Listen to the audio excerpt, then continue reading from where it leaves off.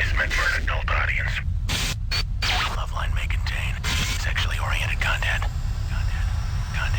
Listener discretion is advised. Adam Carolla and Dr. Drew. Loveline, coast to coast. Hey, it is Loveline. Dr. Drew here. The phone number at Loveline, 1-800-LOVE-191. Tonight joining us, Kurtwood Smith. Kurt, can you hear us now? I can hear you. You can hear us. Okay, we had a little headphone crisis just for going into the show. You know Kurtwood from That 70s Show, Wednesday, 8 o'clock on Fox. Kurtwood plays Red, Topher Grace's, or otherwise known as Eric's dad. Eric Foreman's father, you know? That show is so goddamn funny. It just goes on and on. Oh, my God, Adam. What do you know about that? Here you go. Here you go. Unacceptable. Yeah, switch. Hi, Kurtwood. Have a little trouble finding a parking spot there, didn't you? Hey, everybody. Jumped off the freeway there, Drew. Did you run into any of that? No? The powder on the road? What? Yeah, something happened like on the cement 10. or something? Yeah. Got off. Oh, yeah. All right. I allowed myself plenty. You know, if the door wasn't locked, I would have made it. You know what's bizarre? I went through that cloud of whatever it was. I thought to myself, it could be sarin gas. Yeah. You know what I mean? You know what I mean? We live in a time when the surreal is possible. That's right. Well, Drew just reached down on the BMW and hit the little recirculate cabin air button and turned up his Verte and kept driving. Yes, Drew? That's right. All right. Did we interview with Kurtwood yet? I was just talking about it. We're just talking about 70 I'm show. talking about how I like the show and how goddamn funny it is. It keeps going and going. And yeah. And it keeps getting better. That's what surprises me. You know, I think this year's probably the scripts are consistently funnier this year. Yeah. And that's our 5th season. So, And seem to be getting a fair amount of big-name guest stars, too, as well. yeah, we get some good people in there. Yeah, I mean, I didn't notice that in the 1st and 2nd season. Oh, it took a while. Now it's easier to bring them in. A lot of people have seen the show. Hey, Adam. Tomorrow night show we have You smell like pot. Really? Yes. Oh, you know, I did run through some skunk. Oh, really? How dare you? You do. How dare you attack me? I'm not in front of attacking. Kurtwood? I'm not attacking. Yeah, he's the dad from the 70s show. He's going to ground me. That's what I'm saying. I need a little help here. Send me up to my room to play Pong for 4 years. He invented a bigger paddle pong. I saw that episode. right, that's right. True, maybe, you know, I did hit some skunk. I mean, I didn't run over any, but Yeah. skunk Maybe. weed, man. Hey, whatever, buddy. I'm Mel. Oh, Jesus Christ. Drew, I that doctor smeller because I don't smell anything. Oh, yeah. Oh, his kids are screwed. Oh, no, I got the substance smell. I can tell how much he's drunk. You know, how long ago. Drew has done... Yeah, well, doesn't take Nostradamus to figure out it was less than 8 hours. You know, what's funny is one time, Drew, this is I really knew what Drew had the doctor knows. Producer Ann and I were standing in the room. I think I had a glass of wine with dinner before I came in here, and we were just talking about nothing, and Drew stopped there and said, "Who's been drinking?" He announces to the room. "Someone's drinking. One of you is drinking." And I realized he's like an airport dog or something, except for there's no actual crime going down. He's like to throw accusations and allegations around, but no one's actually done anything wrong. But yeah, your kids are screwed, Drew. Oh yeah, you got to cut them some slack too. Because Drew, you're gonna be like, who was beating off? Who was it? Somebody was. 3 hours, 17 minutes ago. You know that semen still lives in your hamper. All right. Yeah, all right, Kurtwood, you know, that 70s show, you know, it's kind of nice. That 70s show started, and it almost seemed like it was almost a little bit of a novelty show. Yeah. I mean, like, it was like, it's a cute idea. I remember the name came from people calling it that. Wasn't it originally? Yeah, it was originally supposed to be the Who song or something. Yeah, Teenage Wasteland. Teenage Wasteland, that was it. Right. Yeah, very good. Yeah. It was originally called Teenage Wasteland, but what's his name from the Who? Peter Townsend. Wouldn't let us. Yeah. He wouldn't let us use it. And that song, by the way, everyone gets confused. Teenage Wasteland is called Baba O'Reilly. It's not called. That's the name of the song. Oh, yeah, really? it's not called Teenage Wasteland. They just keep saying it over and over again, but it's called Baba O'Reilly. I was thinking the way how shows with real strong premises and strong cast, group cast, and good writing. I'm in. Well, I think Scrubs and 70 Show, I watch those two shows. That's the only shows on television I watch. And Drew hates all other doctors. Well, as I said last time, I think to Kurtwood, which I don't know if it came across like a compliment or not, but I think the problem that a lot of sitcoms have is they try to put a funny comedic actor in every role. And you are a strong actor. You've been known to play the heavy in the past and the disciplinarian, and they were smart to take that guy and put him in there instead of a comedic actor. Right. Because your comedy comes from you laying down the law, not putting your tongue in your cheek. Yeah. Right? Yeah. And I think that's part of the dynamic. Yeah, my comedy comes from the script, from the situation, and from the people that kind of are revolving around him, and right. In the family situation. I don't need to be funny. They make me funny in that sense. Well, and also, I guess what I'm saying is you can be funny and not say anything that's funny. You can be funny by being mean and serious. Right. If that's what the situation is. Exactly. All right. Let's talk to Dave, who's 25. Dave? Hey, how's it going? Good. Hey, Adam, man. I'm talking to you guys.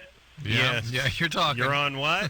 Oh, this is so cool, man. Adam, dude, you're a genius. And Dr. Drew, man, you're wise as Solomon, man. Oh, thank you, man. Every night. My question was, I've been with hookers a couple of times, right? Sure. And one thing I was curious about, one thing I noticed is that every time, like, they seem to get aroused, like wet. And I was wondering, does that mean that they were attracted to me? Because you would think that, like, for women, like, arousal like that is something that they can't fake, right? True. A lot of them will just put a ketchup packet up there and wait till it's broken. Yeah, for one thing. How can you fake? Yeah, these hookers love you, Dave. But he asked an interesting question. Is that first of all, people that are become hookers sometimes are aroused by the whole lifestyle and experience of it. They feel a sense of power, and it sort of, in a sense, turns them on. Not in the way that a healthy person would get turned on. Right. The other thing is having just the insertion can create a little arousal that can create some lubrication. Yeah. But you figure... That doesn't mean they're into you or attracted to you or anything of that sort necessarily. You figure it's going to be sort of feast or famine in the hooker world. I mean, either you're going to find someone that's really excited about this because they're just screwed up enough to have this be sort of a fetish lifestyle, or they're just going to be completely hardened and dried up. Exactly. All right, well, Dave. Yeah. This real feather in your cap, is it? No. I mean, I wasn't thinking, oh, wow, they like me or anything. I mean, it was just curious. That's an interesting question. No, you're right. What do you do for a living, Dave? Banks hookers. Cab driver. Cab driver. And student, yeah. Student. Uh-huh. Yeah. A vaginal moisture. He doesn't actually go to school. Hey, check this out. I got another question, Adam. Yeah. You were saying the other night you got kicked out of Groundlings. What was that about? I didn't. It wasn't quite that bad. It's just it comes to a certain point where they either make you a groundling or they tell you to move on. And I was not made a groundling, so I did the move on math. Sorry to hear that, but that's all right. He's asked back regularly now. I'm literally a millionaire now, Dave. So it's all fine. Awesome. Literally. That's awesome, man. Yeah. All right, Dave. Good times there, buddy. Okay. There you go. Talk to Dave all night. Yeah, he had to. As cab drivers have that sort of everyman philosophy. Yeah. They can talk. I don't know what it is. It's like barber, bartender, cabbie. But what is it regionally that, of course, when you go to New York, you get that sort of classic, stereotypical sort of Pakistani guy. But when you go to Vegas, you get the chain-smoking, tuberculosis, sun-blasted 55-year-old alcoholic. Yeah, there's that with guy, the hat. and there's the 26-year-old speed addict. Two versions in Vegas. Right, and here's my thing. I don't like either one of them after about 3 meters after the cab rolls. I have two full revolutions of the underinflated tires so it can jack up the meter. I've had an ass full of them. Before we get out of the parking lot of Luxor, I want to climb out and kill myself. But I would like to propose a cabbie exchange program where it's like, listen, New York, you guys are fat with sort of suspect / terrorist kind of evil. At the worst, they're actually Al Qaeda. At the least, they just hate this country and everyone. They hate who's ever riding in their cab. Anyone in the back of their cab. Exactly. That's them. And then And then Vegas, and these are the only two places I take cabs all the time. Vegas has that, like, again, that meth, that 55-year-old sort of white trash, missing a tooth, got the smoker's hack and the meth And wants to habit. talk about the days when Sammy Davis and the Brat Pack used to walk around in front of the Sands. Yeah, that They guy. can tell you, yeah. And wants to complain about other cab drivers, too. And wherever you're from, with Los Angeles, wants to complain about that like crazy. And how all the other cab drivers will rip you off. Yeah, that's my favorite. Where are you from? From L.A. Oh, Christ, I lived there 8 years, worst days of my life. Yeah. What happened? Place I is full of phonies. Moved out here. Place full of phonies. Got your earthquakes. Got your gangbangers. You got your smog, oppressive heat. No, we don't pay income tax out here. And it's like they got the squawk box up so goddamn loud. It's like, really? How do people in other cars have to hear this? And there's nothing. You're not communicating with anyone. It's just, sorry, I've got the airport. That's a left out.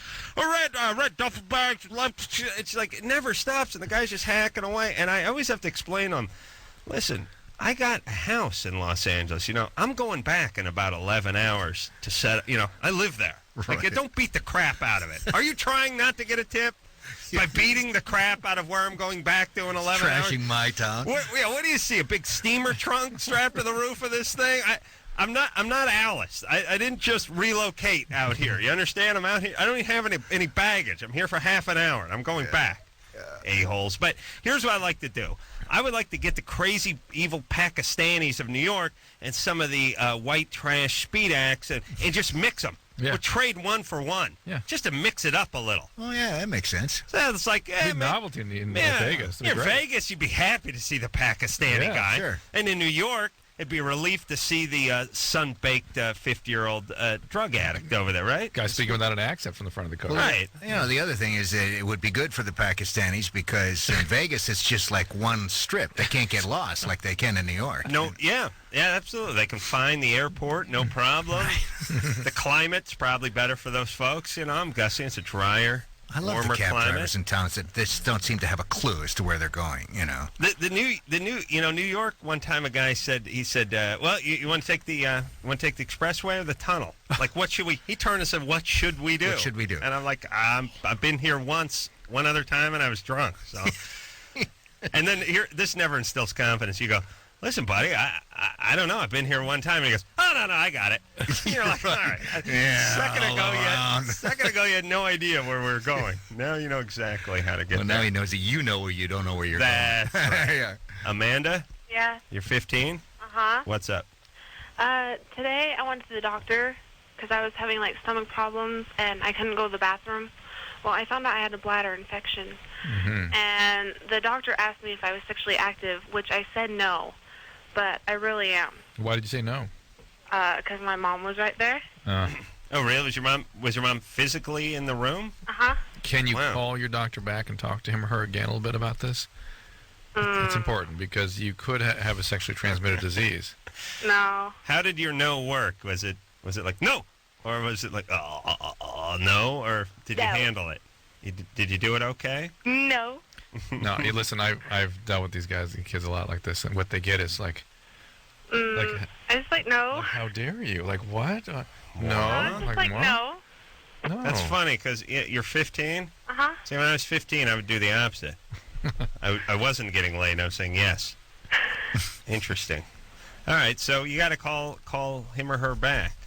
Oh, okay. Well, the doctors are cool with this kind of stuff, right, Drew? Absolutely, Amanda. But he or she can only do their job if they got the right information. If you have a sexually transmitted disease, you could be sacrificing your fertility. But, Okay. but Drew, Do you understand that? don't you think she got the bladder infection From sex, for sure. But there may also be an STD here. They didn't test for STD. Wasn't going down that path if she wasn't sexually active. Yeah, see, my thing I would have been like, no, I'm a virgin, but let's do the full run-up anyway. Let's test it Yeah. out. Just Give a little blood. You know what I'm saying? And Amanda, how old's your boyfriend?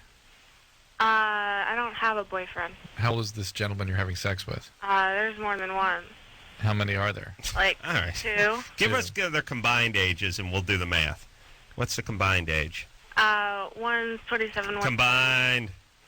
Combined. Add the two ages together to give Hold that on to a us. second. What's going on with this country? Really? Uh-huh. 15, the combined age of the... Huh? Combined? How are we the mightiest country on earth and the dumbest country on earth at the same time? Or are there people who are dumber than us? Yeah. You know what we have? I figured this out. We got like 8 really smart dudes, and then there's just a bunch of idiots. But those 8 guys are enough to keep us rolling along. Is that what it is? I don't know. It seems like from the stuff that you keep hearing, on the news and in the newspapers that young people in particular seem to be getting, the statistics are going down in terms of what they're learning in school. Yet it's so hard to get into good colleges. Impossible. Really? It's so competitive. What is that? It's getting very cathartic for Drew now. That's the Asian show. Amanda?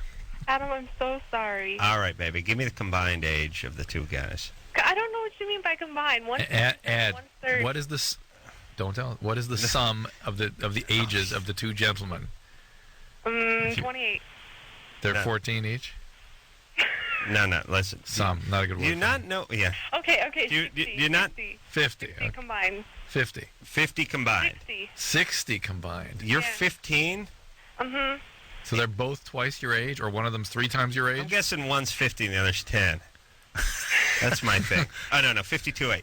One's 45, one's 15. No, one's 30, one's 27. Oh, A little old is for that- you, aren't Hold they? on, is that 60? that's 50. Close enough. Let's rounds up. The girls in high school. Rounds the nearest 10. Listen, I 30 and 27? Uh-huh. No, that's 60? Oh, it was close. Close. All right. Who wrote, Amanda, who wrote Handel's Messiah? Who's buried in Grant's tomb? All right. Drew, stop that now. Who wrote Handel's Messiah? Oh, stop busting chops, Drew. That's my job. All right, listen, Amanda. Sorry for Drew. Yeah. Yeah. One guy's 30, the other guy's 27. You're 15. You're having sex with both of them. You know what? That doesn't seem like a good plan. You got to talk to your doctor about this too, unfortunately, because it's illegal what they're doing. It's bad for you. You are going to need some help. Have you had to be in a psychiatric hospital or anything like that? No. Have you been in trouble a lot? Oh, No? no. Have you been beaten by your math teacher before? Where's your dad? He's here. I don't really like him that much, but he's at home. It's my real dad, blah, blah, blah. It is your real dad. Why Why my don't- mom and dad are getting a divorce Why don't you like your dad that much? because I don't know, me and him are just not that close. Now, was he do anything bad? Mm-hmm. No? No. Okay. You just decided not to like him? No, he's just some old retarded guy. I don't like him. Well, my dad's old and retarded, but I still tolerate him. Well, Red plays an old retarded guy. How would Red handle this? What? How would Red handle this? Yeah. Well, Red. I mean, Red would, he does come from another world. He would ground her. And yet it seems like he's getting a passing appreciation of what the adolescents are doing. You know what I mean? He's getting more accepting of them, isn't he? In some ways, well, you see, right now we're at a particular place in the show where he's like having. Well, actually, that hasn't. As an air I jet. just want to give him away. But he's having he and Eric are at odds over Eric is, well, it's not that big. Eric and Donna are Getting more serious, engaged, yeah. and he finally finds out about it, and Hold on a second. there's Drew, an understanding of that. don't ask what Red's going to do for a second. Let me just wrap up Amanda over here, and then we can find that out. Amanda? Yeah. All right, so you don't like your dad, so ironically you're having sex with a bunch of guys that are your dad's age. Can you slow it down a little bit? Are you on birth control? No. Okay. Listen, you could be pregnant now. That could be the source of your pain and whatnot. You could have combined these two guys' semen and made a child. Amanda, It's in you funny, man. got to take your life a little more seriously. Okay. You can't just have random unprotected sex with senior guys here, okay? These guys are criminals. You're going to get pregnant. You're going to screw up the world. You may I'm already going to be get pregnant. less of my paycheck than I already get. If you can't deal with this with your doctor, you might want to call Planned Parenthood or go someplace that specifically sort of geared towards taking care of people your age. So Yeah, I was thinking about that. all right, but Mandy, you could be pregnant. You could have a tubal pregnancy. There's a lot of possibilities here. You could have infections. You could be in potentially becoming infertile from this. Just call Planned Parenthood Yeah. and get it together. Absolutely. Please. My God. I'm going to talk about it every night. But look, if you got a girl, dads, and you didn't pay a whole lot of attention to them when they were growing up, or maybe worse, you paid the wrong kind of attention to them, and they start hitting 14, 15, get ready. Put that helmet on and get in the fetal position. Get in that duck and cover position, because you're going to have a good few years coming here.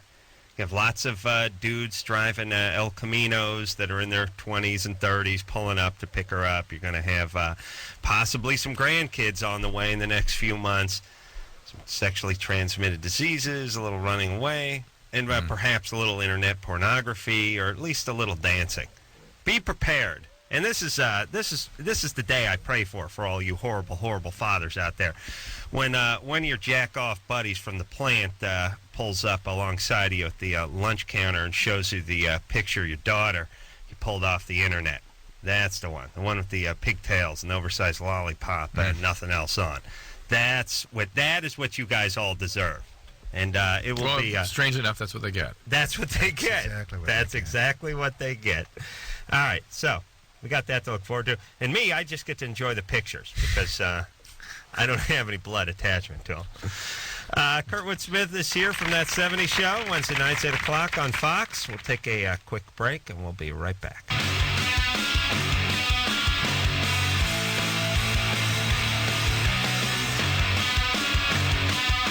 Hey, everybody, it's Loveline. I'm Adam Carolla. That is Dr. Drew. Phone number 1-800-LOVE-191. Kurtwood Smith is our guest tonight. That 70s Show.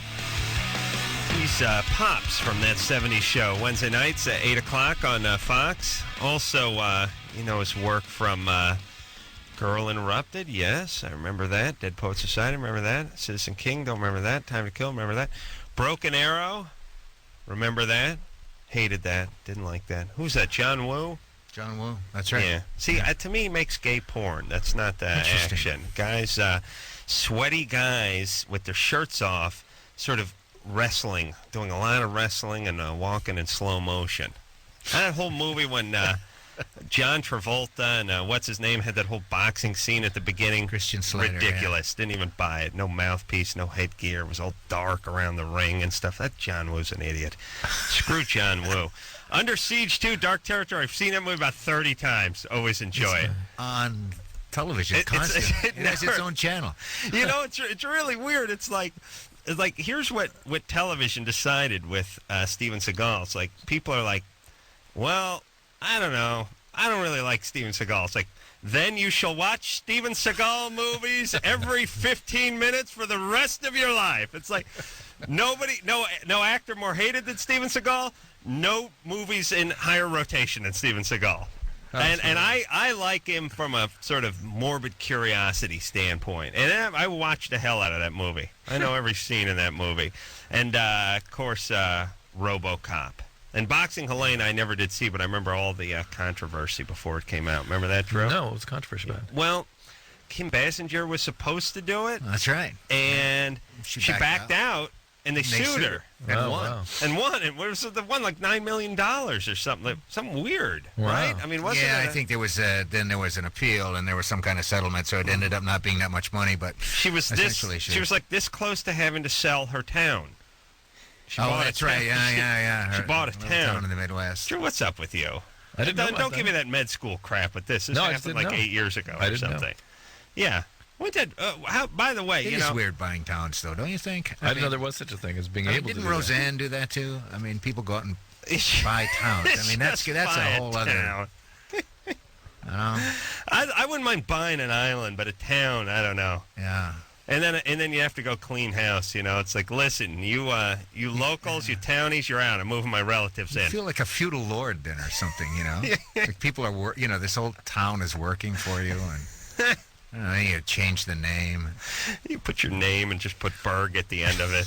Unless you were Jewish and you changed it, it wouldn't work. Kimberg. Bassingerberg. Bassingerville. Vicky? Yes? You're 21? Yes. What's up? I was actually curious about, this is an odd question, but the nutritional value of cum. Mm-hmm. I'm not It's expecting... very valid, very valid. Well, I didn't want to say anything, but I'm currently working on a bar, a jizz bar, that there's other supplements in it, but that's basically what it is. Just bar and the Chota bar. That's right. That's right. It doesn't have anything in it. Does it? Zero. What about virtually zero? What about if I hawked a loogie in your mouth? It's the What same would that thing. be? Same thing. Same thing. I was Okay. just curious because you always hear it referred to as like a protein smoothie, so I was wondering if there was any truth to that. No. Yeah, okay. Mm-hmm. All right, thanks. All right. Bye. Right. All right, but I Good think times, guys are just doing that. Oh, of course. Of course. Are you kidding? They don't want to call it a. I plan to be sure my wife tells my daughter it's 4,000 calories at least per teaspoon. Yeah, I'll make it per drop. Right. Is your wife really going to have to engage your daughter in that conversation? Some kind. Some kind. Really? Do they have to have a do you really have to have? You don't have to have a conversation. Us kids had thousands of hours of internet porn by the time your wife gets to them. No, you do. Absolutely do. I mean, your kids can negotiate the internet lickety-split, right? Yeah. No problem. I mean, that's what they're doing right now. Am I right? Yeah. And there's a computer in each of their rooms. Yeah, but we monitor it. What's to stop them? What do you monitor? There are things software you put in there that keep them from getting into that stuff. Do they have it? Mm-hmm. You do. Mm-hmm. What does it look for certain words? Yeah, stuff. I don't know. So I put it in. Yeah. I don't know. You know, they got the friends, though. Those rich kids they hang out with. Oh, yeah. Private school kids. No, it's mad at their concerned. parents. Well, that's if they're looking for it, but I could see a reason for having it just so that people don't stumble on it. Mm-hmm. Because it comes down to you. It comes after you. Yeah. That's what happens to me. Jumps into my closet, hides behind my sweaters. Stays in your hamper for months, in fact. That's what I tell my old lady. I'll tell you, I got to tell you something humiliating. Oh boy. My my wife said to me the other night, I got one of these new DVD carousels, you know. You can load them all up. This DVD, all right. It holds like 300 DVDs. Like the same as a CD player. Yeah, you don't have to keep popping them open and pulling them in and stacking them up. You can get rid of them all. You just put them all in this thing, you know. So I loaded up what I had, and half of them were porn, you know. And she said to me, really seriously, she goes, "Do you beat off down here in the den?" Is this your wife? Yeah, it's my wife. And I was like, I gave that bad answer. I gave that, I don't know. I don't know. I can't remember. Meanwhile, it was like 11 hours ago. And she's like, well, seriously, are you beating off in the den or you beat off I thought you beat off in the bedroom. You know. She is taking over her territory, Adam. She's marking it. Yeah, I marked her ass tonight. I said I was skipping my rope, you know. Yeah. And as I tend to do at 9:26 or something, then I dash into the shower, and she was on the sofa doing her nails, ironically. And I said, "Go upstairs, get my pants, get my shirt, get my mucklucks, throw them down the stairs. I'm flying out of the shower and getting dressed." And she goes, "You go up and get them." And I said, "Hey, listen, I bring home the bacon. I'm going to work right now. Now go up there and get those pants." And she said, she goes, "You bring home I bring home the bacon too." And I said, "No, you bring home the bacos. I bring home the bacon. Now go get the pants." Oh my God! Wait till you have kids. Oh my. Well, it's true. Her bacon is bacos compared to my bacon. All right, that's not how things are measured. Of course, that's how it's measured. This girl makes $38,000 a year. Please, that's Bacos. Kurtwood, how long have you been married? You married? I am married. Yeah. A long time. Okay. I mean, no, we've been married for like 14 years, but we lived together for 13 years before that. Interesting. She make Bacos or bacon? True, your wife makes Bacos. She makes Bacos. Yeah, but there's a whole other power structure with marriage. It's not based on money. She had to fire the nanny 2 months ago. She's doing a lot of work over there. There's a division of goods when there's a family. You wait till you have kids. Right. Divisions of. Well, okay, I'll wait till I have kids. Right. As it is, it's Bacos to bacon. You know how women just catalog resentments? this one's going to play out on you when this kid's No. right? See, let me explain. Let me explain the difference here, Drew. Let's explain, please. Let me explain Please. what's going on. Yeah, go What's the ahead. general philosophy? Yeah, Drew's whole thing is he's going to backpedal and kowtow and genuflect and all that kind of stuff and get his wife on the good side. What he doesn't realize is his wife just becomes drunk with power and now steamrolls over and she's created a monster. What I do with the Bako, You beat him down. and the Bako, I never let him rise to power. You should go into understand? radio business. These are like it's like I'm Castro and she's a peasant. You know, she's trying to have a little meeting I with a understand couple what other you're and I kick in the door, start shooting, spraying machine guns I get it. everywhere. I get it. I break it up before it gets started. Problem is, the whole time she's plotting her revenge. Doesn't matter. Drew. Your wife's out of hand already. She's Right. like one of those big Macy's Day balloons coming down. She's like underdog coming right down Main Street. No. Big shadow over Drew. The No. Jaws music. Drew's running and apologizing. He's just screaming, yelling, "I'm sorry," running the opposite direction. No. Yes, Drew, No. your wife's out of control. No, Adam. You do It's not not true. stand up. Oh, remember that time? Remember that time you did politically incorrect from the Playboy Mansion, and you're apologizing profusely to her because she's yelling at you. You went to the Playboy Mansion. Please, how dare you, Drew? Wuss. Elise? Question for me, though. Oh, Elise? Hello? Hi. Hi. now your wife's going to page you and start yelling at Yes, you again. well, you. She wants to talk to you. Alright, No, look, that's not true. It's just not true. yeah. But anything I say, you're going to escalate with some other. Drew, it's true, but that's the way you like it, so it's fine. I like Yes. balance. I like mutuality. I like division of responsibilities. You in the like a family. nice 80-20 balance. That's fine, Drew. I'm saying. Look, whatever turns you on, buddy. It's good times. Elise, Yeah? you're 20? I mean, no, you're 16? Yes. What's up? I had sex on Saturday, and the condom broke. So we went to Planned Parenthood, and we got emergency contraception. And I took it at 4 o'clock, 2 days after, I think. And then I was supposed to take it, 12 hours after Right. at 4 a.m. But I didn't wake up, and I took it at 10 a.m. So I was wondering What's two so questions. funny? Why are you laughing? I don't know. I'm just laughing at the fact that it wasn't 7:30 or 8. Just did it It was 10. funny, yeah. Slept all the way through. I didn't wake up.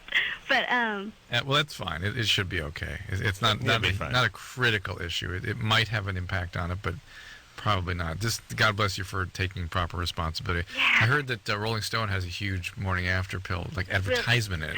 Oh, really? Yeah. Well, that's good. That's a good place to advertise So- it. Yeah. it should still work, or It should, yeah, it should. okay. All right. All righty. Thank you. All Hey, right, good luck. times there, All baby. right. Mm-hmm. Where else we going here, Drew? All right. Mm-hmm. That's been a whole hour. Really? Yeah. Jesus Christ. Aaron, Yeah. you're 16? Yeah. Yeah. What happened? What's up? Okay, when I was like 5, I had a surgery on. You heard Dad yell at him, "Get off the phone." Is that what that was? Yeah. Where's my bourbon? Okay. What did it say? He had surgery on his urethra? He's got a The curved. largest urethra? He's got a curved penis now. He wonders if it's from that. And it could have been, actually. Jeez, Dad, he had a medical question. Yeah. You know what I mean? Yeah.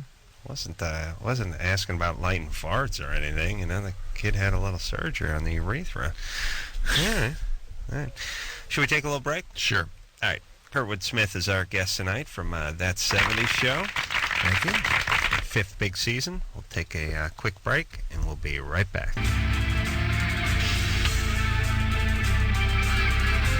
Hey, everybody. It's Loveline. I'm Adam Carolla. That's Dr. Drew. Kurtwood Smith is here tonight. He's Red. He's Pops from That 70s Show, which is Wednesday nights, 8 o'clock on Fox. And it's kind of nice. That 70s show was around for a few years, and then that 80s show popped up, and then that popped out, and that 70s show Still keeps popping on. Still popping on. That's nice. And we've had everyone except the woman that plays your wife. Deborah Jo? And we mentioned last time the guy with the curly hair and the darker Danny? glass. Danny hasn't been on the show? Yeah, those are the two. Yeah, that's members. Hard to guys. believe. Yeah. Danny, this is... You got to get him right for up us. his line. Yeah. Yeah. Okay. Well, I'm sure it's not because he doesn't want to come on the show. Maybe it's just who knows. Well, I'll work on Deborah Jo. I'll make fun of her for a while. Make her feel I think guilty. she would be great on this show. Oh, she'd be terrific. I did a thing called the Shine Awards. She was on the Shine Awards. She was? Sexual Health and Entertainment. She did some stuff there. She's very funny. I did the Shinola Awards about this time last year. Nice. Different. What was that? Melissa? Yeah. Same thing, but Ola. What's up? You're 21? Yeah. What's up? Well, my boyfriend's... I've been dating this guy for a year and a half now. Mm-hmm. All right. He's 24. All right. And he's been to jail for possession and driving under the influence of meth. Uh-huh. And I bailed him out then. And I still didn't break up with him then. Yep. Even though my mom, my guy friend, pushed me to. You've been with him how long? Year and a half. All right. How do they know when you're driving under the influence of meth? They do the pupil thing with the flashlight? They know they're behaving strangely, and they take them for testing. Mm-hmm. Yeah. All right. Melissa? And anyway. Yep. So, yeah, and like... You doing a little meth yourself? No. No? Who? Okay.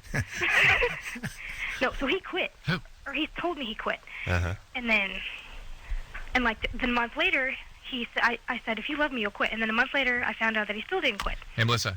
Yeah. He is not going to stop unless he gets Nope, treatment. that's not the thing, though. Nope. But, Yeah? so, no, he did quit now. Well, how long? No, how no long- way. No way. Drew says no. No way. How long was he in jail? No, I bailed him out. He was only for like a couple days. All right. Yeah. Well, maybe that's what he meant by quitting. He's either switched to something else, or he's continuing to use meth and you don't know it. That's it. Absolutely, with 100% probability, I can tell you that. Yep. All right, but go ahead.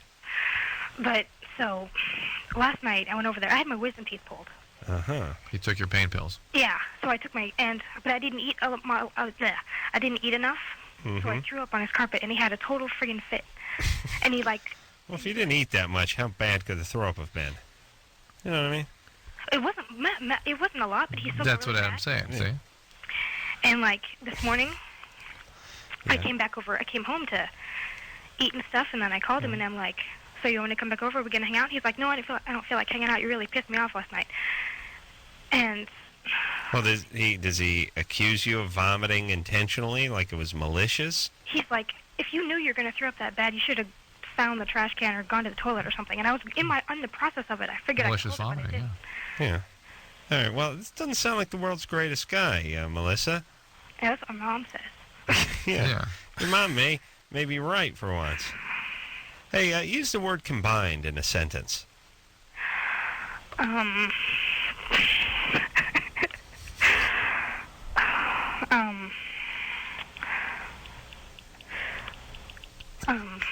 Not enough food combined with Vicodin equals good. equals upset stomach. Yeah. Thank And you. very timely as well. Nice, Melissa. Thanks. You exceeded the 40-second time limit, but still the judges are holding thumbs up. So that was very nice because you saved it by weaving it into the call. Okay. All right, baby. Dr. Drew is right about your boyfriend, though. He's got to get into treatment, or Yes. Yeah. And you should combine your foot with his ass and break up with him. But he's my first love. I mean, All right, then you go to Al-Anon or some kind of codependency program because you need that desperately. And listen, I was on the She's an addict too, though. You an addict too, Melissa? No, I haven't. No, I'm a perfectly good. I don't do anything, and he said he quit, and I, Why the attraction? Was your dad an alcoholic? No. Mom? No. Well, where's the? He's not an alcoholic. No, I know, but drug addict. I mean, he's a good guy. I mean, that's gone. I really, It's not gone, Melissa. I guarantee it. He took your pain medication for your tooth being pulled, right? No. No, she No, said you didn't she take took it. She took it and vomited, she said. Oh, Drew. I accused him, I'm accused. sure. All right, quiet down over there, Drew. Filling my head with all kind of lies now. All right, Melissa. Yeah.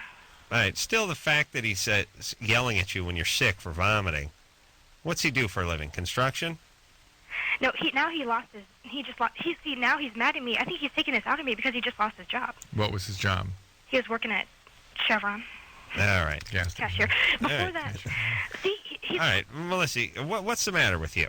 You can't do any better than the guy who got canned from the Chevron cashier gig and is doing meth? But he has a really good personality. Oh, I know. He sounds like a delight. He really does. He really sounds delightful. This guy yelling at you because you got sick. What's up, baby? Well, I know, but only when he's when he gets stressed or when things like this happen, does he do this stuff to me? But all right. That, he's like, All right. No, but listen. Look, Hitler loved this dog. He was a vegetarian.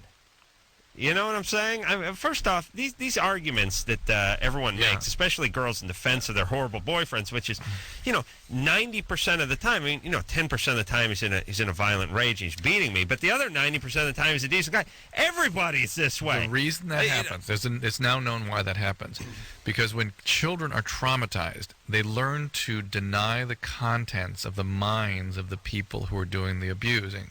So if dad is coming at them with a stick, in their mind, I did something bad, I'm a bad person, that's why dad is coming at me, and thereby denying the content, which is dad's an abusive a-hole who's out of control and rageful.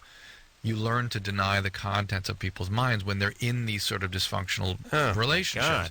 And so she can't accept. See, if she's tuned into him and all she's worrying about how he's doing, she can't accept the fact when she's in a relationship with him that he has these spontaneous feelings that are destructive towards her. She denies that entirely. Doesn't exist for her. A guy named Peter Fonagy worked that all out, and she needs a lot of work to get over that, and that's what codependency treatment is. All right, whatever it is, dump the guy and cut your losses and move forward, for Christ's sake, and get some therapy. And this, Ted Bundy was probably a decent guy about 99% of the time. It's how these women... You know what I mean? It's really, you don't judge them on that. Judge them on the 1% where they're killing people. It's how these women get and fall in love with these guys in jail who are murderers and all. It's just what is actually in their minds is completely denied. Yeah, well, also... And you would advise Alana? It's for her... Yeah, it's a great program. I think it's a great program. Yeah. And how would she go about... Just call AA or call Al-Anon. It's in the phone book. Somebody will come pick you up and get yourself a sponsor and go into meetings regularly, and things will magically change. And in point of fact, the reality is my experience has taught me that the highest probability of getting your boyfriend into treatment is you going to Al-Anon. Good advice. Tiffany? Yeah. You're 24? Mm-hmm. What's up? I'm just calling because a couple of days ago I wasn't feeling very good, so I went to the emergency room. And today they called me and told me that I have chlamydia, but I've only had sex with my husband for the last 6 years. Good times, right? Mm-mm. Does that mean he's been stepping out? No. Mm-hmm. No? No. Have you? No. Where'd it come from then? Well, when I talked to the doctor, they said that it could be something that we passed back and forth. It is possible. I've not had any experience where someone has been able to do that for 6 years without something. Did you have kids? Mm-hmm. When was your last child? I have one baby. He's 2.5. No way. You've had the chlamydia since then for sure. Why? Oh, because the child would have been picked up during your pregnancy, or the child would have gotten it. Well, when I asked the people about it, see, I went in for a really bad stomach ache, and they told me that they did like an ultrasound and a vaginal ultrasound. Right. And they said that I had one on my right side, but it was the left side that was really hurting me. You had one what on your right side? A cyst? Yeah, a cyst on my ovary. All right. On the right side, but it was the left side that was hurting. So they said, well, maybe I'll check with the radiologist. Maybe it was the wrong side. Mm-hmm. Well, when they called me back today, they told me that I have chlamydia. And I said, listen, I've been with my husband for almost 7 years, and we haven't slept with anybody else. And they said, well, it's possible that you could be passing it back and forth. This is the second time you've scrolled through this, and what I'm saying is the fact that thankfully that one took twice as long. What I'm saying is you had a child 2.5 years ago, and so that makes that not a possibility. What's your husband do? Drive a truck? No. What's he do? He's He's like an accountant. All right. An accountant? No, he ain't cheating. Here's what you got to do. Cheat. Tiffany, you have a gynecologist? Mm-hmm. Yes? Yes. Sit down with him or her and talk about this, because don't make any assumptions about what's going on here until you can gather more information. Something's wrong about this story. It's not all fitting together. You have no suspicion that your husband may have been carrying on this way? No. Maybe it's not chlamydia. Maybe it's just a tubal infection, which can occur without an STD sometimes. Maybe there is something going on here. Whatever it is, you need somebody sort of shepherding you through this. All right. Eve? Hi. You're 18? Ooh. Yeah. Oh. You're virgin? Well, I lost my virginity to another virgin. So still virgin? Yeah, Right. pretty much. Two virgins cannot make a slut. That cancels out, right? Right. Yeah, Not 18. pretty much. You're 18, huh? Yeah. Mm-hmm. I used to be Nine. a goody-goody Mormon, so. You used to be a Mormon. 9. What's that? Any trauma happened to you when you were about 9? Before I was 9, yeah. What happened? What age? I was sexually molested when I was like 6 years old. something No, around there. Drew heard 9, but it was younger. All right. Hold on a second, Eve. All right. We'll get to the bottom of this. What happens is when people sound like they're 6 or 9 or something like that. Yeah. Usually some trauma happened at that age, and it kind of locks. It happens to women, locks their voice in at that. Yeah. So if something bad happened when they were young, usually like molestation, but sometimes could be a parent dying or something like Yeah, that. or But it's divorce usually, even sometimes.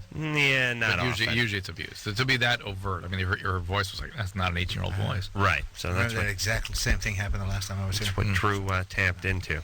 Kurtwood Smith is our guest tonight from That 70s Show. Take a quick break. We'll get back with Eve, the possible virgin, was with another virgin. How can two virgins make an unvirgin, Drew? We'll ask Mr. Al after this.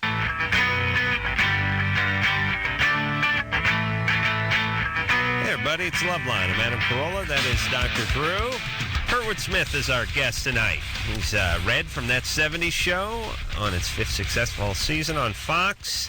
Wednesday nights, 8 o'clock. Queens of the... a new night for us and doing real well, too. Yeah. And it's, you guys have passed your 100th oh, wait a minute. Oh, What that year was we last in? year. Yeah. You passed your 100th episode. Yep. Syndication time. Feeling good about that, right? That's right. Getting that Absolutely. little extra paycheck. Yeah. Yeah, why not? Plus, we're on TV like twice a day. Yeah. Yeah, they're syndicated, and there's not too many shows that actually do that simultaneously.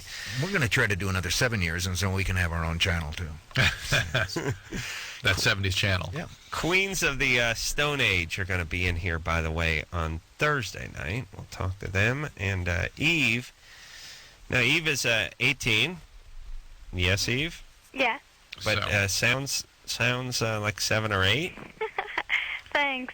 Well, it's because of what happened to you when you were 6. How long did that Yeah. go on for? I don't know, 3 years. 3 years. So she was 9. she was 9 when they stopped. So Drew picked Yeah. the stopping point. But who was molesting you for those years? My cousin.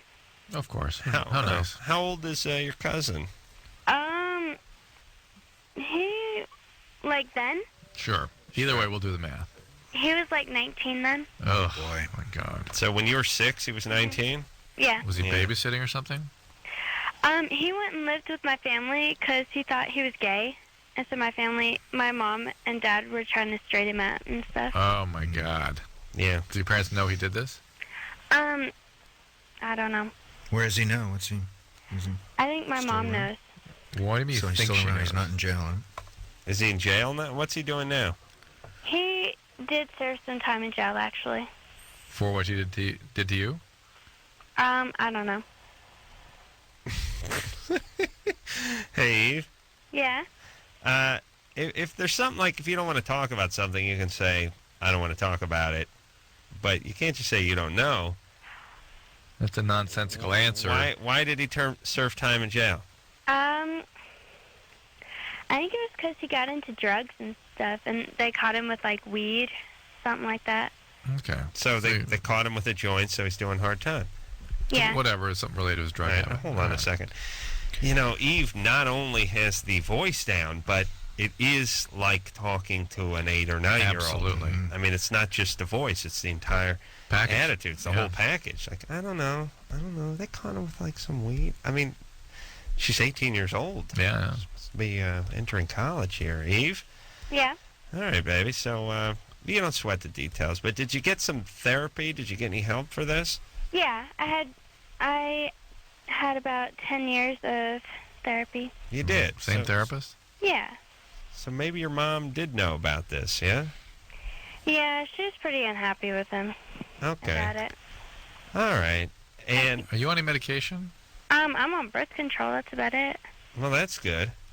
All right, and what do you, what's going on with your life? Are you going to school? Right now I'm just working full time. Did you finish high school? Yeah. Okay. And you had sex with a virgin. Yeah. And Does that mean you're both still virgins? Is that the question? No, the question is that I'm now with this guy who has been having sex for like a long time. Like, he's very well educated in the area, and I've only done it like once or twice, if that. And I want to know. I don't know how to please him. Yeah. Kind of want to know how. How old is he? He's 18. He's 18. He's just had more experience, and you're having sex with him now. Well, we did. You know, sex is when he puts his pee-pee in your hoo-ha, right? Yeah. Drew, draw a picture for her, would you, please? It's uncomfortable. It's like, well, I put my pee-pee in, and then she feels like... All right, Drew, please. We got to leave those mics off during the commercials, Anderson. It's unfair. Okay, all right. Does he have any complaints? I don't know. Oh. Okay, so he'll be fine. Okay, He'll be fine. He was like really stressed out or whatever. Then He was what? he was like really stressed out and stuff, like when we did and stuff. And He lost his erection. well, he didn't let himself erect. He never got an erection. His pee-pee went bye-bye? Yeah. Eve, guys don't choose to have erections. They don't keep themselves. They don't stop themselves. They don't choose when. No. No. Hey, Eve? Yeah. You stay on that birth control, right? Yeah. And don't get pregnant, whatever you do. Yeah. And keep, don't worry about pleasing him so much. He'll be fine. He should worry about pleasing you. I'm sure you're a beautiful young girl. That's all he needs. His losing the erection is not about how he feels about you or his attraction for you. In fact, guys get that way when they're anxious and want to please. Guys lose their erection more in front of beautiful women that they're interested in than just any other time. Than they do in front of prostitutes. Yeah. Right? Yes. So you do the math. Yeah. You know what I'm saying? It's probably it's a flattering. It speaks volumes about how he's feeling. Yeah, it's almost like if it's a tip of the hat. If you went out on a date with somebody and they stuttered or they displayed some trait of being nervous or something, it's like, well, it's like when a young fan meets their musician idol, that kind of thing. Yeah. Yes. Yeah. All right. But if it keeps happening, don't be too flattered. Oh, yeah, young Eve. Oh, boy. It really was like talking to primitive man. I was thinking could we teach her about amulets or something to try to, you know what I mean, to make her think that she could do things to keep bad spirits away. There's some way to communicate with her what behavior she needed to get used to get her through life. Yeah. So we didn't ask her about whether she'd been in therapy, right? She said 10 years. 10 years. Oh, that's right. Mark? Rather shocking. Mark? Maybe Mark hung up. Sounds right. So he was doing LSD this weekend and still seeing tracers. Something called post-hallucinogenic perceptual disorder, where people get locked in after getting high on the acid. It's a bad thing. Bad times? So we see someone, a psychiatrist, who has familiarity with treating drugs and alcohol. Hey, Adam? Hey, Anderson, what's going on here? Adam? All right. That's no problem here. Steven? Yes. All right. You're 24. What's up? Yeah, I just started going out with this new girl, and she enjoys really hard sex. Mm-hmm. And the problem that I'm having is the fact that, and this just started to happen with me, I'm not sure, whenever I have hard sex with her, it causes a lot of friction on the head of my penis. Mm-hmm. And it kind of, you know that feeling that you get after you've already had an orgasm? And too intense, yeah. You touch the head of your penis, it kind of jump, right? You know? Right. When I'm on the road to having an orgasm, usually during hard sex, I get that feeling, and it kind of like takes away from the pleasure because it's kind of very... Now you better watch out, because that road is paved with pornography and lube. On the road to having an orgasm. But there are many pitfalls on the road to having an orgasm. I've hit a few speed bumps in my day. Yeah. Okay. Well, I have a hard time with that because she enjoys like hard sex. Really. Young males are great. They're always amazed when extreme pain interrupts their stride. Yeah. Like, oh, I find it difficult to have sex when my kneecaps are being burned, They're exposed. exposed as a result of carpet burn. I don't understand it, but it's kind of, I lose my erection. I understand. Is that normal for, the head of your penis to be very sensitive during that time of sex? Well, yeah. You're doing like something. Look, you're doing something uncomfortable. Yeah. What can I do listen, if you wear a condom. used your penis to pack one of those spring-loaded snakes into a toffee can for about 2 hours, don't you think there'd be some discoloration and some sensitivity? I know this because I've tried it. I knew somewhere in there was a history. I was hell-bent on pulling this gag off, but yet I had 2 casts on both hands, and I had to make do. I have not tried that. All right. Well, listen, Stephen. Yeah. Who is this gal? She sounds like a good time. Yeah, she's. I love her a lot. She's like real freaking bit when I need her to be. Yeah, it's gonna be chaos. She's great. Okay. And I don't want to lose her. I know. Well, don't worry. You'll be fine. But she doesn't have any chaos outside of the bedroom. No. She enjoys to be tied up and stuff like that. Oh yeah. Okay. Get ready, buddy. But is there something that I can do to the? Because this is really a big problem because I can't wear a condom. Wear a condom? Mm-hmm. Oh, okay. All right, and don't get her pregnant. Of course. Well, until that time comes. All right. She's on the pill. Yeah. Right. Okay, good for you. Thanks a lot. Another use for the condom. Protect your penis. Yeah. Do they make one that has like a 5-mile-an-hour bumper on the end of it? Like just a little spraying on the back. It's a little felt pad like they put on the end of a pool stick or something. It's something. No, you need something a little more. Something that wraps around a little more, like a little spraying. G.I. Joe's Army helmet. Yeah. Something like I'm that. picturing it. That would fit nice. I think that would snap right on me. Pop that off. G.I. Joe's Army helmet. All right. Oh my. Sure, I'm gonna try that when I get home. Get that G.I. Joe out. Yeah, just a dab of clear silicone and G.I. Joe's Army helmet. And I think will that be down in the TV room? I was just in the den. In the den. Excuse me. Yeah. Did you beat off down here? I can see Maybe. Lynette. I can see Lynette now. There's old G.I. Joe in the den. What's this in his helmet? It's man show prop. Listen, ladies, don't ask your men where they beat off. It's very intrusive. Very intrusive. And non-answers mean yes, by the way. I hate to admit it. I couldn't have said no with a straight face, but I didn't want to rush to yes, so it was like... Yeah. Well, also because you want to protect those 65 CDs. Yeah. DVDs. Maybe. Jenny. No, the problem is that she was too casual about the whole thing. I didn't know how to take it. Mm. Like, your folks would do that to you every once in a while. They would do stuff, but they wouldn't do it like it was an accusation. They'd go, so what'd you do last week? And you're like, what'd you do over the weekend? You're like, well, yeah, they're trying to feel them out. Like maybe they heard something. It's just the beginning. Yeah, they know something now. Or are they just casually asking? Maybe I should say nothing. Wait, what'd you read? Jenny? Yeah. You're 18? Yes. What's up? I started having sex when I was 13, and ever since the first time I had sex, I haven't ever been able to feel anything. Mm-hmm. But then you're like it's numb, completely numb. Yeah, I have 2 kids, and even then, I didn't feel anything when I had them. Mm-hmm. You're 18. Yeah. 2 kids, huh? Yeah. And that's a little old for Bakersfield, isn't it? Yeah, Bakersfield does not disappoint, by the way. People don't understand. They think of California as a bunch of Rodeo Drive in Malibu. You can picture Bakersfield once in a while. Look at our own farming community out here. What's up there, baby? Jenny, is it just the genital area? Do you have feeling in your feet and your legs? Yeah, I do. Is it normal? Can you tell the position of your legs, that sort of thing? Yeah. And you're able to balance yourself normally? Well, I hate to. It's just in that area. I hate to get into this every single call, but sexual abuse? Yeah. No. Huh? No. You sure? Because there's something called somatic dissociation, where people literally they unwire the connections between. Now, hold on.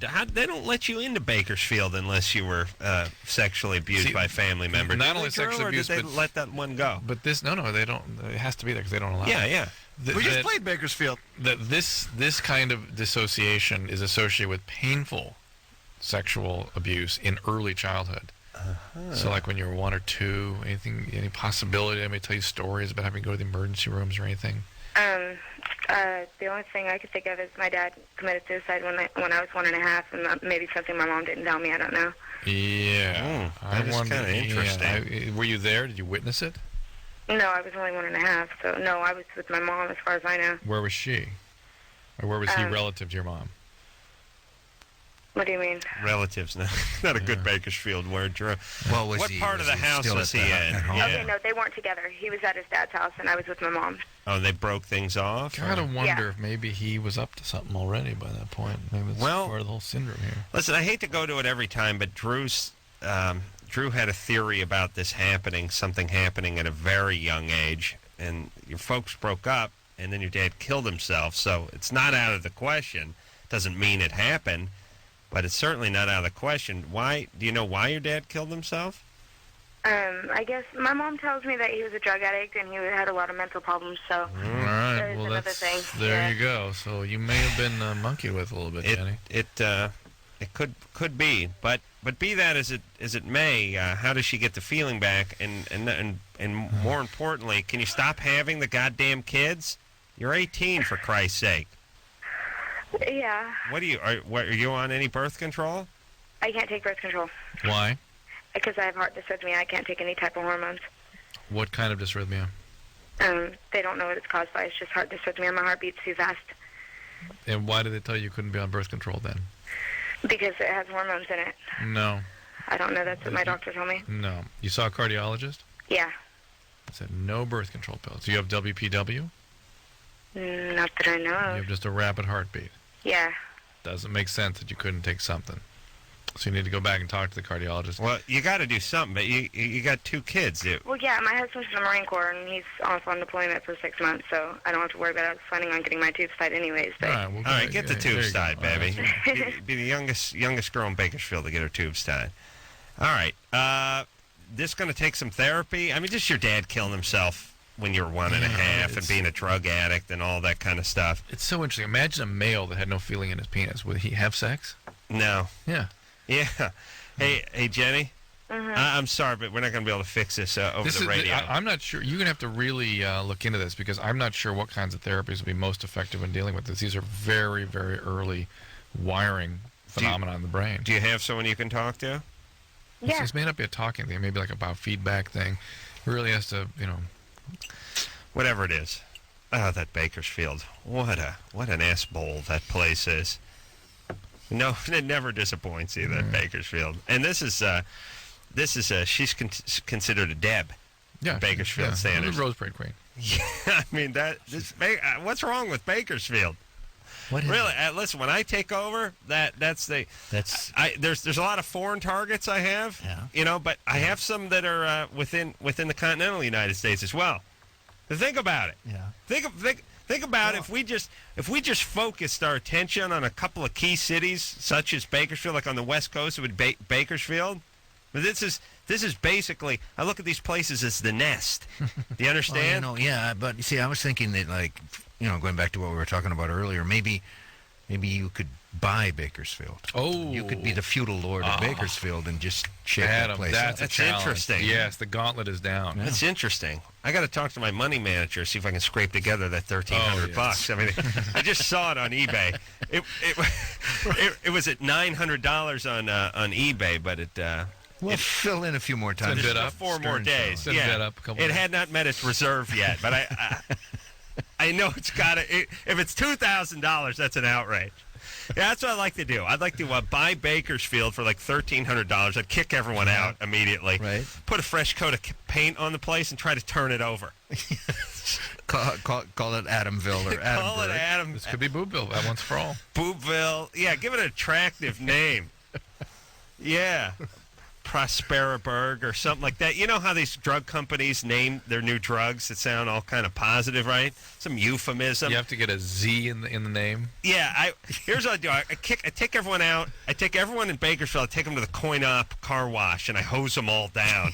Then I shave everybody, men and women, and then I delouse them, and I'd clean them up, like what they do in small towns. They're trying to get a guy ready to go to court when some drifter blows through town. Give him a nice shave, slap a little aqua velva on him, tell him, listen, no, inoculate them all. Inoculate, delouse, no effing or fighting for 24 hours. I got some Japanese businessmen that are looking at the town. I got a name. All power letters. North Zizix. Yeah. Then I immediately turn the town over. I make a nice tidy $1,200, and I go back to my palatial state laughing like a madman. All right. That's my plan. Leaving happiness in your wake. Kurtwood Smith, our guest tonight from That 70s Show. We'll take a quick break, and we'll be right back.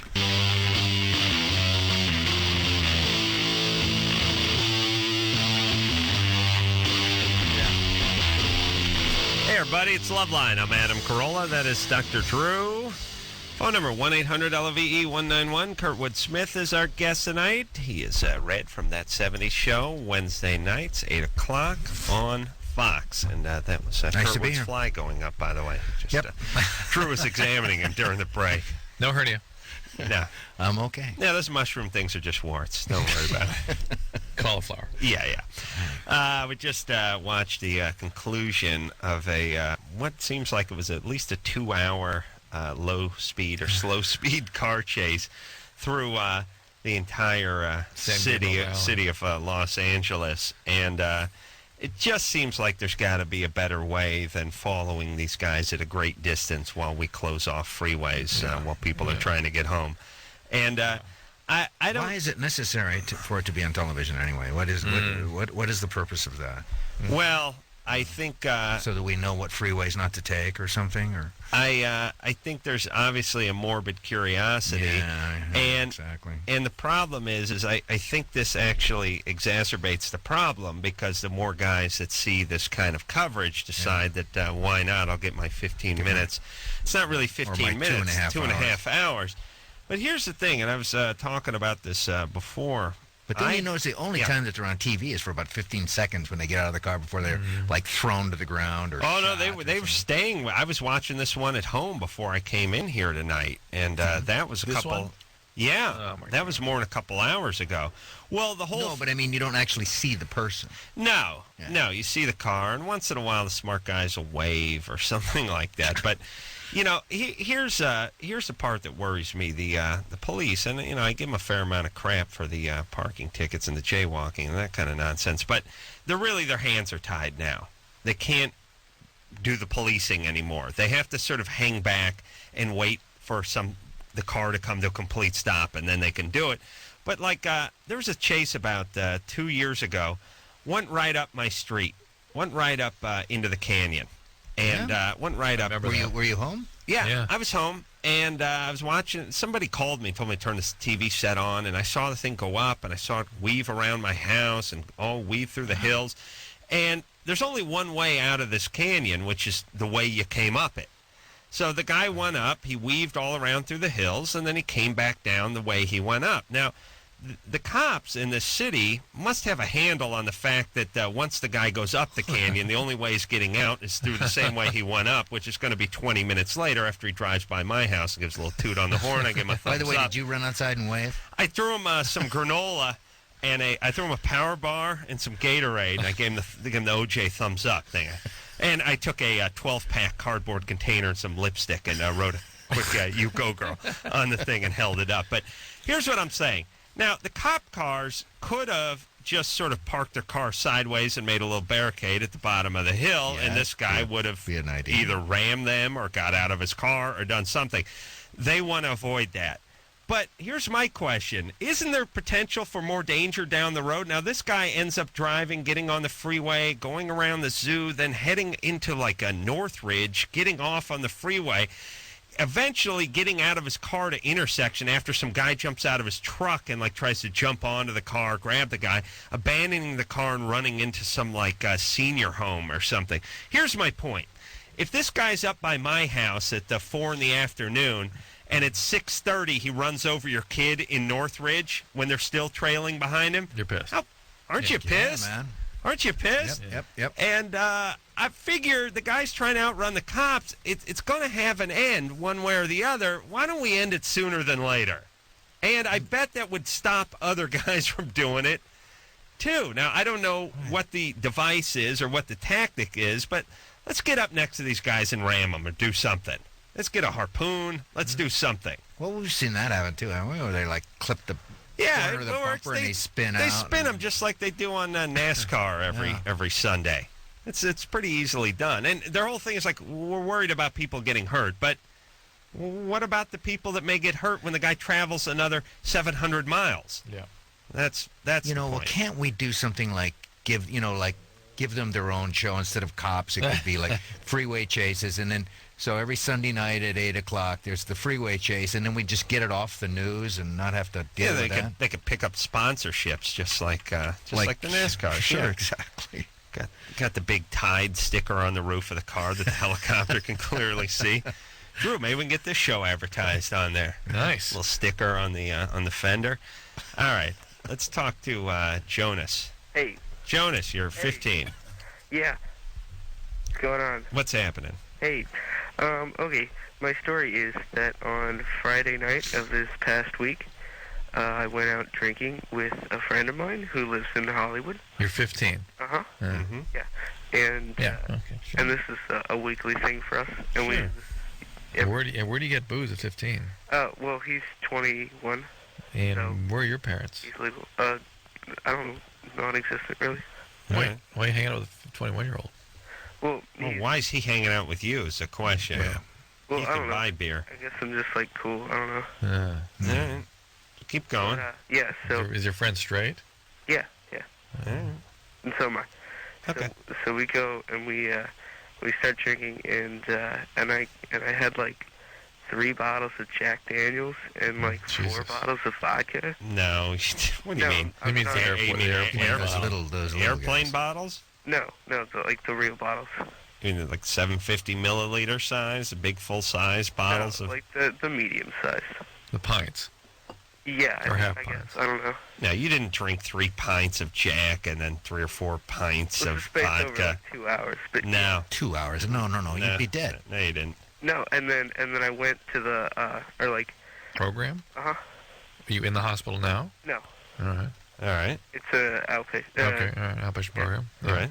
So now I'm like going clean and everything, but I was wondering what like the if there's any long-term damage of the pulmonary arrest.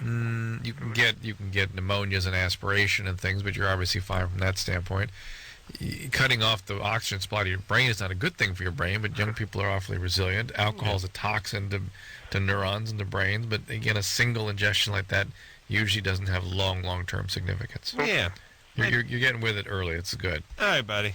You take care of yourself and don't hang out with that guy anymore, right? Yeah. Stay in your program. Yeah, I will. Yeah, all right. You see, your parents love you. They scraped you up, took you to the hospital. Yeah, kind of, yeah. Kind of. Well, I know you don't want to give them any credit, but... No, well, my dad called the ambulance and everything, which is helpful, you know. All right. Make sure your family goes and participates in your treatment, too. It's important. Yeah. I mean, look at me. I drank that half-gallon of white wine that my buddy Chet stole from the AM/PM and passed out in my driveway when I was 16. I'm fine now. Oh, my God. Right? Face down in the driveway after a box of wine. Woke up with the gravel in my face. Yeah, that was nice. Proud of you. That's Yeah, that was great. That was a great night. Vomited all over my sweater. Actually, I borrowed my friend John Tyler. He had 2 sweaters, a red one and a blue one, and he was wearing the red one. I was wearing the blue one, and I vomited on both of them. Nice. I vomited on him and me. That's good. Yeah, I was in the back of a VW Squareback. Yeah, it's a good night. I learned my lesson, though. You did. You only did that once. Huh? I think I only vomited from booze like 78 times since then. So it's a valuable lesson. Valuable. Who knows what the number could be now if I hadn't done it at 16. Stephanie? That kid's Yeah. he's alive, though. Yeah. What's with the 21-year-old dude who takes him out and poisons him with alcohol? Well, he should be arrested. Yeah, absolutely. Hello? Stephanie, yes. Yeah, hello? Hey. Yep. Hey, pretty much I'm 20, been married about 3 years. I have a wonderful 2-year-old son. We're in escrow on our first house. Everything's going great. but our sex life is like completely suffering. And my husband's constantly, complaining in front of our friends, constantly, complaining to me that I never want to have sex. And to me, it's like, it's just, there's so much on my mind all the time when it comes down to having sex. I'm thinking about changing diapers and running my business and making money and getting escrow closed. And it's like, I cannot get my mind off everything else. And I'm just again, one of the many differences between men and women. Yeah, that's when we need to have sex. That's right. And then he, he talks to his friends, in front of our friends when they're over. Yeah. So much that my girlfriends that are the wives of these guys get pissed off at him. Yeah, well, now you resent him, and now he's screwed. Yeah, now it's really not getting any. Exactly. So I resent sex now. All right. Couple of things here. First of all, are you menstruating normally since your pregnancy? I have an IUD, so I'm not, pregnant or anything. Okay. You might want to talk to your gynecologist about hormonal interventions to give you a little more sex drive, because some of that is sort of after having a child, there can be a tremendous drop-off. Are you breastfeeding still? Oh, no. Are you on any medication? No, but I'm going to be going on some. What's that? I have really high cholesterol, and they need to bring it down. How high is your cholesterol? 345. So you have familial hypercholesterolemia then, right? Yeah, and they're saying, I might have mitral valve prolapse. Yeah, but that's nothing, though. That's nothing. Yeah. A 20-year-old girl with that high cholesterol is really high. It's a genetic disorder called familial hypercholesterolemia. A little booze would thin that out, huh? No. That's what I do. No. Yeah. So FH. It's called FH. Thin that blood right out, baby. So, yeah, FH, and that's what the statin drugs were originally designed for, in fact, was for FH. So you got to get that. That's got to be taken care of, but that will not affect your sex drive, okay? What, although, what are your triglycerides? Well, actually, they're really high. Have you had your thyroid checked? Actually, they were going to check that also. Right. I actually found out about all this because I joined a clinical study for sexual dysfunction. Oh, my God. And with the California clinical trials, and I went in there and they did a full blood test. And during that, I actually found out about my other problems. All right, so this could also all be thyroid. Sometimes the thyroid is associated with hypercholesterolemia, hypertriglyceridemia like Hold on a second, Drew. Are you a real doctor or just a love doctor? That's right. And here's the deal. So once you've been biologically completely checked out to make sure there's not sort of a biological reason for this lack of sex drive, you got to get your husband to focus on creating intimacy in this relationship. Because if he keeps focusing on sex as the sole issue, you're going to keep resenting him and be shut down. Yeah. He's got to understand what it is you need. Don't tell him, hey, be more romantic, because to a guy that is Charlie Brown's teacher. That's wah wah wah wah. Right. We have no idea what you're talking about. You must be explicit with him what you need, what kind of attention you need, what kind of time you need, and see if he can get that for you. Deliver that. Yeah, and the whole humiliating you in front of the guests kind of thing.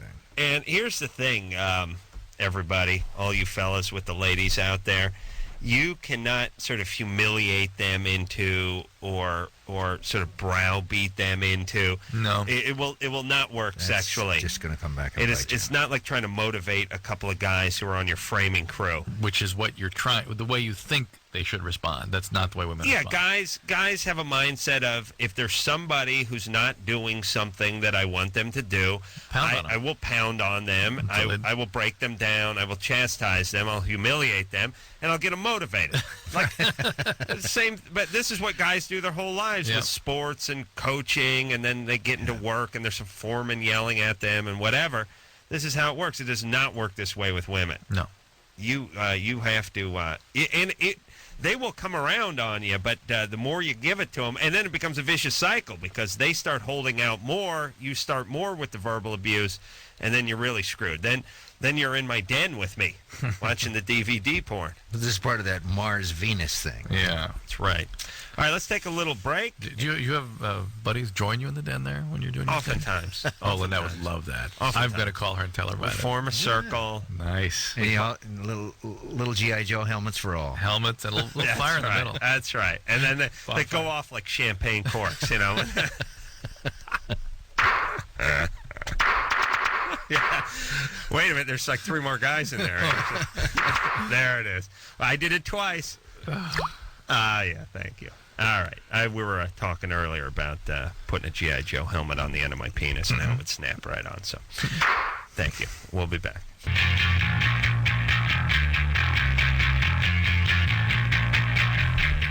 Hey, everybody. It's Loveline. I'm Adam Carolla. That is Dr. Drew over there.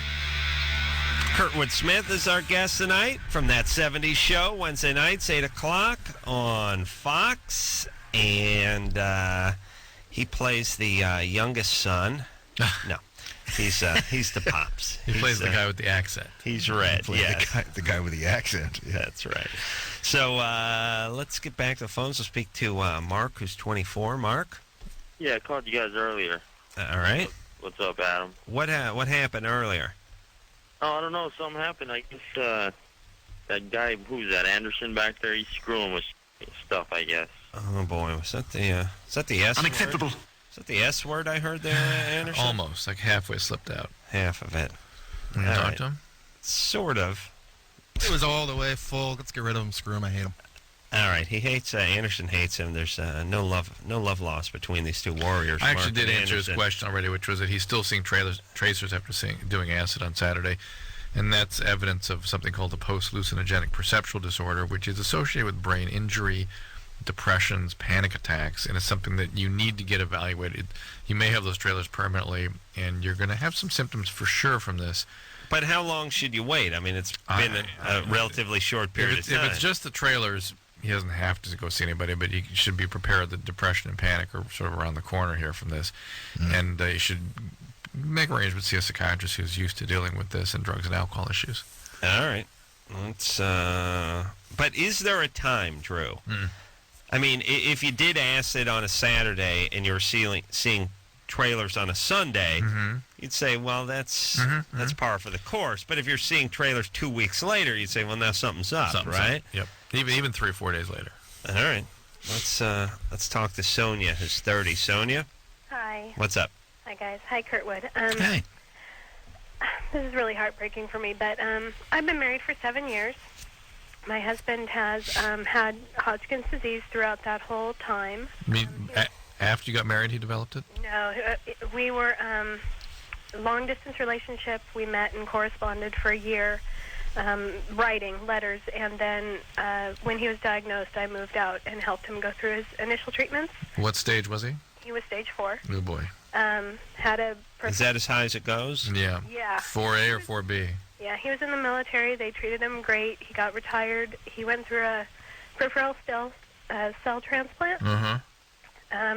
Had a little bit of time in quote-unquote remission and relapsed soon after that. He's been in constant treatment for 5 years. And ever since, pretty much right before his diagnosis, which he had had the disease for quite a while before he was diagnosed. What? He had the disease. How'd they miss it? He had a lump, and they didn't diagnose it, and it was they think it was about 6 months to a year before it was diagnosed. He's declining sexual function, and of course, while he's going through treatment, it's non-existent. Not even trying to think about it. What kind of treatment does he go through? Chemo, radiation, experimental stuff. Did you say he had a stem cell transplant? He did, yeah. They were considering doing another one, but didn't come up with the protocol that they thought would work. So, all right. My issues at this point are, we've tried to open up more communication about it. I think he really has shut himself off a lot emotionally from anything that kind of makes him feel alive. Having aspirations that he knows probably may be unattainable, things like that. Well, does he think he's going to die? No, he has fully said that he's not going anywhere. He's going to live, and he's, he tries to keep that present every day. He's really good about that. Why doesn't he want to engage in anything that makes him feel alive then? I think a lot of it has to do with his self-confidence. He used to be a very muscular, big man, and now he's, about 40 pounds underweight. He has a very low self-image, and he's had erectile problems in the past that now it's almost like he doesn't want to try. Well, is there any end in sight for his treatment? No. All right, so what's the question? The question is, I'm getting to the point where he's saying, well, I'm not really up to working on this. And I'm like, well, I'm not really willing for that to accept that answer. And I'm thinking of going outside of my marriage. to have sexual contact. Have you do you guys have therapists or anybody else working with yeah, I do. He does very infrequently. you? And what does your therapist say about this? Nothing. Well, no. We talk about it a lot, and she just thinks that we need to communicate more. That she's not his therapist. Yeah. So. Yeah. Well, his situation is biological, though. I mean, how can you blame the guy? Yeah. I deal with this a lot. The guy's going through chemo. I tell you where I deal with this a lot is with young women who are married to older men or men who get dementia prematurely, where the men are incapacitated and the woman's like 40 years old or 50 years old. Right. And their men are, I mean, it's a little different because dementia takes them completely out of awareness of what their wife may or may not be doing. The relationship is obviously affected profoundly by the brain degeneration. And I never know what to advise women when they get in that situation. It's like, of course you have to have a life. You still love your husband in a way, and you want to keep a relationship. Well, can he give you a little oral sex to see you through the rough years? No, that's actually never been something that he's been interested in. No. Well, maybe it's time to work on that. Now that's an area. That seems weird. Now, why? It's almost like any sexual contact because he's very focused on erection, ejaculation, and that's it. Well, I know, but look, here's what you're going to have to tell him. Obviously, if you can't get an erection, you can't have intercourse.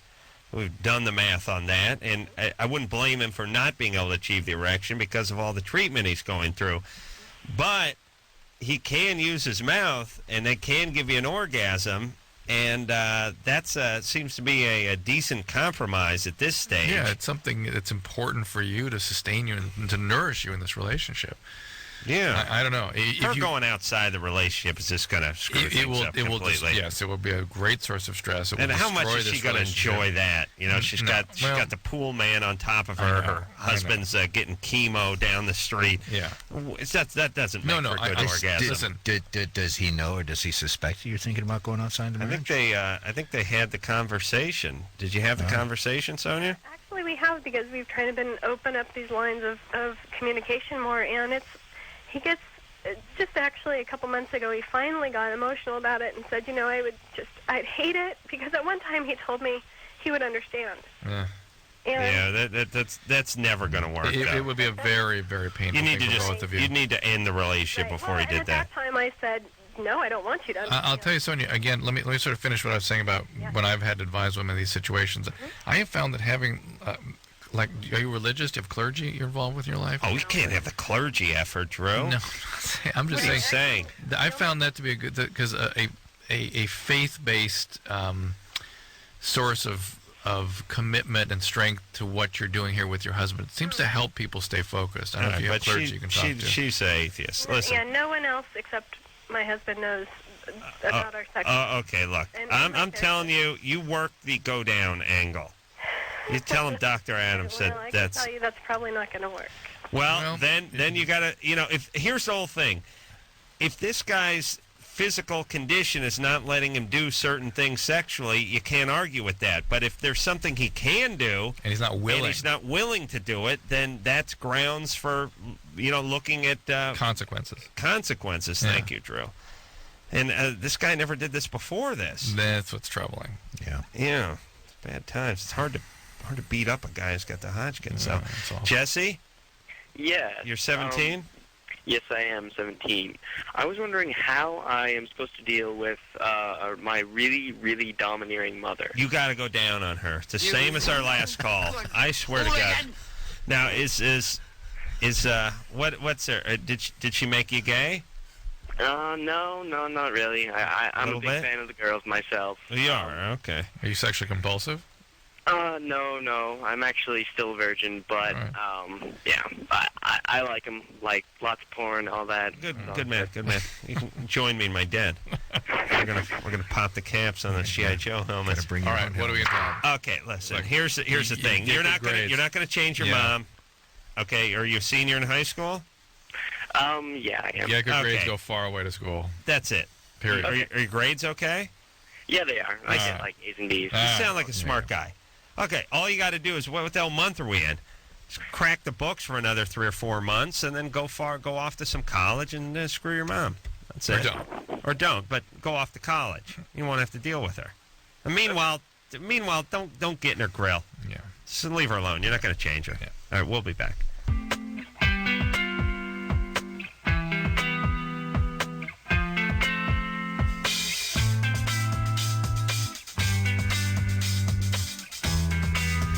All right, everybody. I want to thank Kurtwood Smith for coming in here, and always good to see him. And tell everyone to watch that 70s show on Wednesday nights, 8 o'clock on Fox. And turn your TV on right now. I bet Under Siege 2 will be on as we speak. So absolutely. See him there. All right, Queens of the Stone Age coming in here on Thursday. And until next time, this is Adam Carolla for Dr. Drew saying mahalo. Well, Red plays an old retarded guy. How would Red handle this? What? This has been Loveline. The opinions expressed on this show are not necessarily those of the staff, management, sponsors, or this station. The producer for Loveline is Ann Wilkins Ingold. Loveline is a presentation of Westwood One Entertainment.